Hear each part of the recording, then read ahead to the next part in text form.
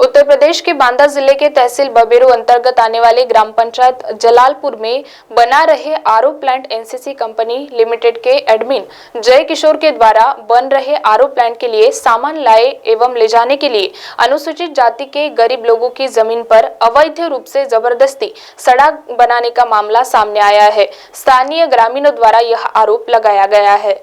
उत्तर प्रदेश की योगी सरकार गरीब लोगों के उत्पीड़न रोकने के लिए अनेकों प्रकार के लुभावने वादे तो करती है, मगर धरातल में देखा जाए तो खासतौर पर अनुसूचित जाति के गरीब लोगों के उत्पीड़न में कोई खास सुधार नहीं दिखाई देता है। ऐसा ही एक मामला तहसील बबेरू के ग्राम पंचायत जलालपुर से सामने आया है, जहां एनसीसी कंपनी के एडमिन जय किशोर के द्वारा अनुसूचित जाति के लोगों की भूमि पर जबरदस्ती पूर्वक सड़क बनाकर उनकी जमीन को तहस नहस किया गया है। ग्रामीणों ने बताया है कि उनके मना करने के बाद भी उनके खेतों में सड़क निर्माण किया गया।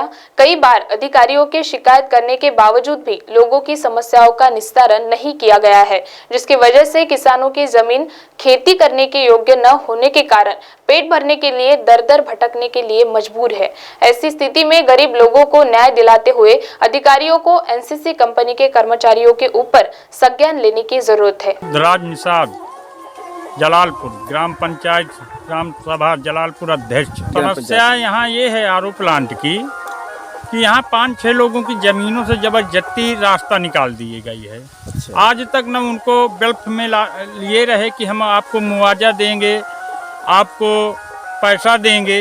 आज तक ना 2 साल हो गए काम करते, आज तक ना पैसा उनको दिया गया, ना उनको काम में रखा गया। गरीब व्यक्ति हैं, उनके 1 बीघे, किसी के पास 2 बीघे खेत है, परिवार लगा है, उनका खेत बर्बाद करके फेंक दिए। आज वो अपना परिवार कहाँ से चलाएं, क्या करें।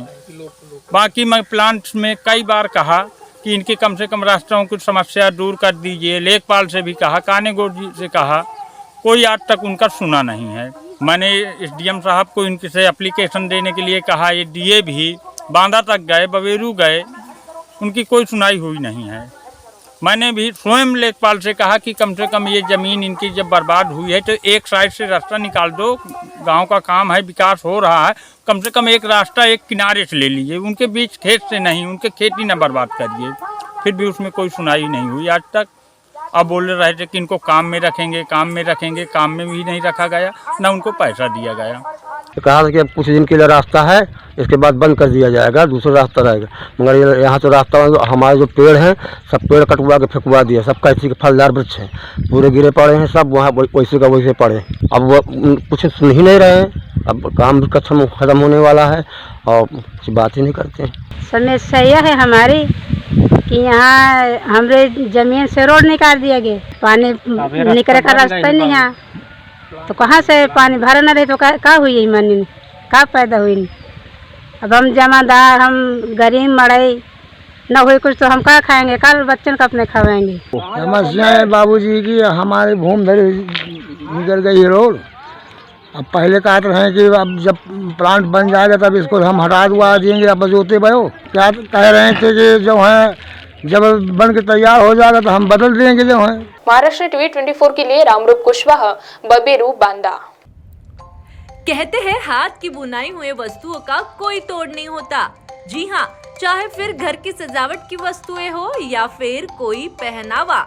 यदि आपको देश के हर कोने की वस्तुएं या कपड़े खरीदने की चाह रखते हैं तो नागपुर में आया है हैंडलूम एक्सपो। कम दाम में बेहतर क्वालिटी, जहां आपको मिलेगा बचपन से लेकर बुढ़ापे तक की सभी जीवन उपयोगी वस्तुएं, साथ ही कुर्ता, दुपट्टे, सूट, फैशन ज्वेलरी, घर सजावट की वस्तुएं या बिहार का सिल्क कोसा, खादी लखनऊ का चिकन वर्क, गुजरात की बांधनी, मध्य प्रदेश की माहेश्वरी सिल्क, राजस्थान और कर्नाटक की सिल्क साड़ी, जम्मू कश्मीर की प्रसिद्ध साड़ियां समेत सभी राज्यों की प्रसिद्ध साड़ियां मिलने का एकमात्र स्थान अब नागपुर में आया है।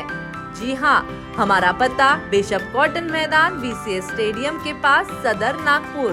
15 अक्टूबर से लेके 28 नवंबर तक ले सकते हैं इस एग्जीबिशन का लाभ, तो जल्दी कीजिए और पहुंच जाइए इस एग्जीबिशन में।